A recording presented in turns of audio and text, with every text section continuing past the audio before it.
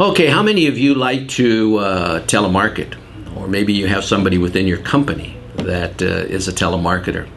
What we're going to do is we're going to talk about 10 things to keep in mind in telemarketing. And let's define telemarketing. It's not necessarily that person that makes call after call after call all day.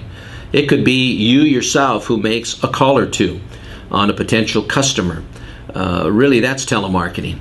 So here's some things to keep in mind. First of all, when you telemarket, know who you're calling. Know the size of the company. Know if it even fits within your market segment that you deal with. I remember with Disney, I had this person called me, and they really followed a good structure in regards to solicitation. They identified themselves. They said, "I'm with XYZ company." And they said to me, "Our representative will be in your area next Tuesday." And they gave me an option. I could either meet with them for an hour in the morning or an hour in the afternoon. Or actually, it was a couple of hours window span. And I said, "Well, what are they going to do?" He says, "We're going to go out there, we're going to walk your facility, and we're going to put a proposal together and give you the price at the end of the meeting." And I said, "Well, amazing."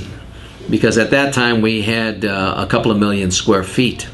And so I says, "Well, it's going to be interesting to see how you can walk the facility to over 2 million square feet, put together a proposal and a price within a 2-hour frame." It was very easy to reason that she was probably reading off a list and knew nothing about the company that she was calling other than maybe the name. The other thing you want to do is when you call somebody is to be understandable. Be able to explain why you're there, give them your name in a way that is very clear and distinct. You want to be positive when you call. You don't want the customer or the potential customer to feel that this is a tremendous chore for you to have to call them and that somebody is forcing you to do that. If you're positive, you're going to see the difference in the results that you're going to get. The other thing is get to the point. How many times have you had a telemarketer call you and they ask you, "How are you? How have you been? You having a good day?" And all you want them to do is get to the point. Now, here's a couple of things that you want to avoid saying when you talk to potential customers. First of all, you don't want to say, "Our company can do it cheaper," because that's a clear shot to go directly out and hang up on you. The other thing is, "We can do it better." And the reason those two questions are not very good ones to ask is because how do you know? How do you know the price that you're going to give is going to be less than what they're paying? And really, if you say somebody, "We can do a better job," if that person you're talking to is the one that oversees the cleaning, then that's a reflection on his abilities as having oversight. Now, avoid saying that you're certified green if you're not really certified. Avoid saying you have a green cleaning program if you really don't have one. Because you're going to find in this particular case that the prospects now are pretty knowledgeable on what a green cleaning program is.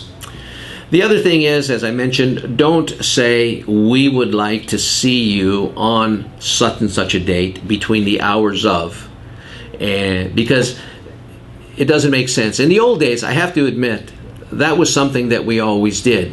It's pretty academic. You give your customer one or the other, or your prospect one or the other. And then that way you're going to get a commitment one way or the other. But it doesn't work in this case. And then when you are requested to send information, don't fax information. You don't know where that fax is going to end up. Nowadays, there are not fax machines at every desk. And then remember that whatever you say, or if someone else is doing the telemarketing, it's always a reflection of the type of company you are. So know how your company is being represented. So these are just some tips that you can use, and they'll help you to be more successful in turning prospects into customers.